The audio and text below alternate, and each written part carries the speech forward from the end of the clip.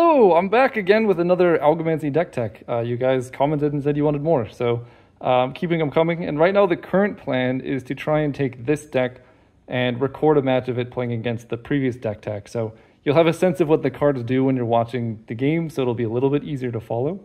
Something I want to mention before I get into the deck tech is just how the mana system in Algomancy works. So cards have a total cost, which is 2. So this costs 2 mana to play. And then an affinity, which basically that's what these water symbols are. So you need to own 2 water resources, but you can spend basically any mana to be able to play this. So this doesn't cost 4 mana, it's just 2, and you need 2 to be able to play it. And the way resources work is you get a bonus for basically getting more of the same. So when this activates, if you have at least 3 water, you get a shard. And a shard is just like a colorless resource. Basically, it's like free mana.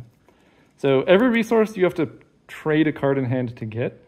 So basically by staying mono, the same element, you start getting resources for free. So the way it works out is you can stay, 1 element, and when you hit your 3rd mana, then you're going to get your shard for free. So you spent 3 cards to get 4 mana. But if you were to go 2 elements, say for example you went metal, you could have water, water, metal, metal. You spent 4 cards to get 4 resources. So you're going to be down 1 card in that exchange. And then after that, you could still, reap the reward of if you got another water, you would get the free resource. So basically, mono element will be up 1 card relative to playing 2 elements. Will be up 1 card to playing 3 elements, and so on. So you get to make that distinction or trade-off with deck building. So anyway, that's the advantage of staying 1 element and why you can't just play everything. So let's get into the deck. This deck is more aggressive, I think, than the last one I did. It's kind of like a combo aggro deck. And I'll just go through probably one of the key cards here would be Astral Tidewraith. So when I attack or block, I deal damage to each player equal to the number of cards in their hand. So it's just a huge, an 0/6 for 3 that kind of is tough to kill.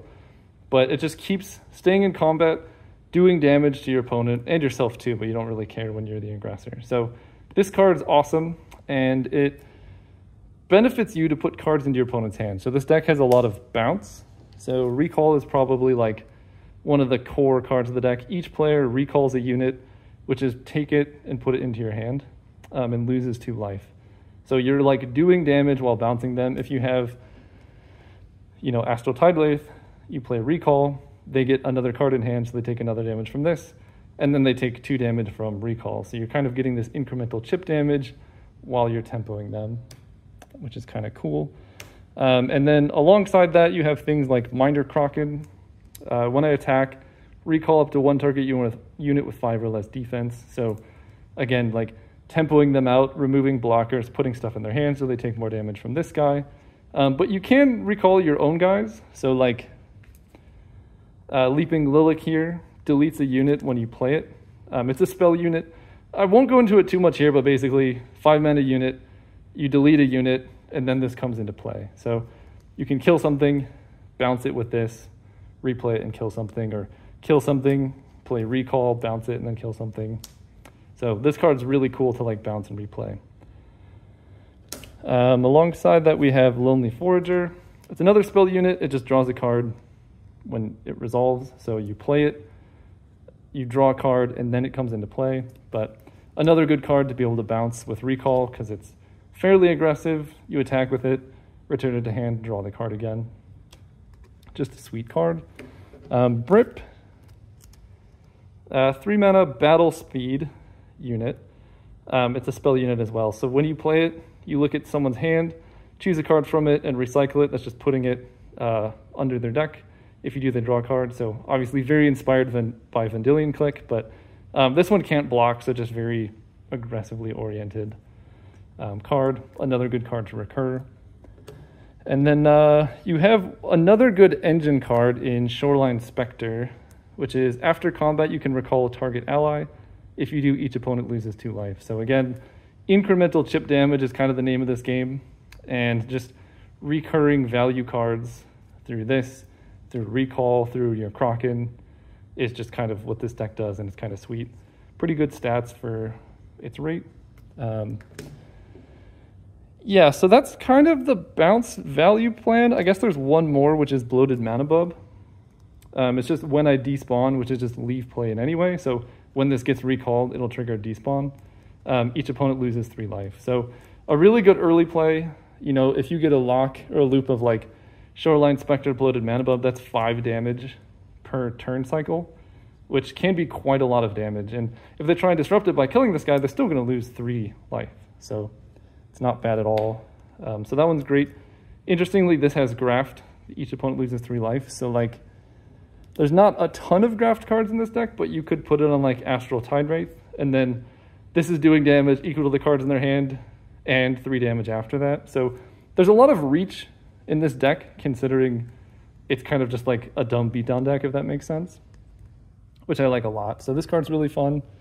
And then we have Rider of the Tides.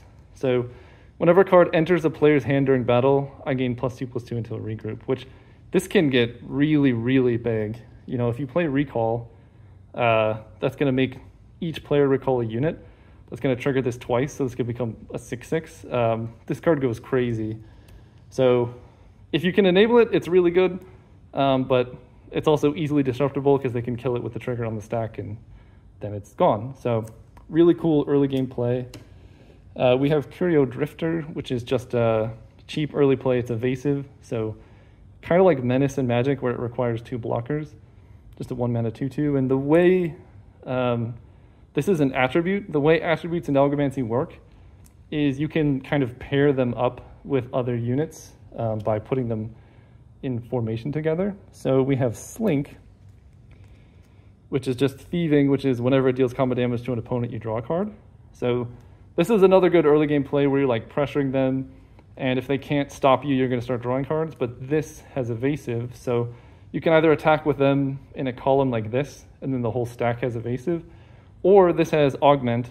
So like if you play this early, attack with it, it died, you can then add the evasive attribute, you know, onto your Slink, start drawing cards, or even something silly like Leaping Lilac. It is a 5/3, right? So if you put evasive on that, suddenly this is getting kind of scary because it's hard for them to block. So this card's just like a good early game play and a good late game play, which tends to be like the design philosophy of Algomancy. And then we have Tempest Wrangler. So this card has haste, so good aggro, and it's alluring. So basically when it attacks, you get to choose something that has to block it if able. So this can draw away their blockers to get in with Slink, or just get in some big hits. Or you can also use it as removal because you can put things in formation. So if you attack with this and you put something in formation in front of it, like Leaping Lilac, they would have to block this whole column. So if you, for example, if they have like a Curio Drifter, you force it to block these, it's going to just die to your column. So a little bit incremental value. I'm only playing one because it's kind of less good in multiples, but it's just a really useful effect to have overall. So to the interaction suite, Recall, you already know it. Each player recalls a unit and loses 2 life. Probably the best card in the deck. Just does everything the deck wants to do. Then we have Tidal Reversion. For each player, recall to target unit that player controls, return it to their hand. So this is kind of like Recall, but you get to choose what gets bounced. So it's a good card as well. And then Null Drone, a bit of interaction, hard to set up, but negate target spell effect if its cost is less than or equal to the greatest amount of life lost by a player in this battle. So you would either have to hit them with a unit before this can really counter something. It's worth noting spell tokens have cost of 0, so this can always counter spell tokens, which is kind of like the main value of this. But if you like played a Recall, each player lost 2 life, now you can negate something that costs 2. If you like triggered an Astral Tide Wraith and did 3 damage to them, then you can counter something that costs 3. And if you have an interaction after combat, this can go a lot crazier. So one of kind of makes sense. Jelly is another spell unit. Target unit gains -2/-2 until regroup. So you play this, shrink something, and then you can kind of bounce it back and get value that way. Just a sweet card. And let's get into the ambush mechanic now. So this is a 4 mana 8/3. but you can ambush it for 3 mana, basically. So it's pretty cheap. And ambush, those who play Magic, is similar to ninjutsu, but you can do it at any time. So it's play me with the effect, recall target ally, put me into their position in play. So if you have a unit in play, say we have Slink, I can play Lurking Slime Beast as an ambush, targeting Slink. So this you can do at any time during battle, and it's a targeted effect. The opponent can respond to it. So I play ambush targeting Slink. If it resolves, they're going to swap. This is going to go to my hand, and this is going to go into play. If the opponent disrupts it, if they kill Slink, then I lose both cards. So it's pretty high risk, high reward. You want to be very patient with this, but if you can get it to work, it's really sick, because then you can get in, like the dream start is like turn 1 Curio Drifter, turn 2 ambush this, hit your opponent for 8. Not bad. But obviously if they kill your Curio Drifter, then you get 2 for 1. So you got to be careful with how you use it. That's why we're only running 2, because they're situational, but really good.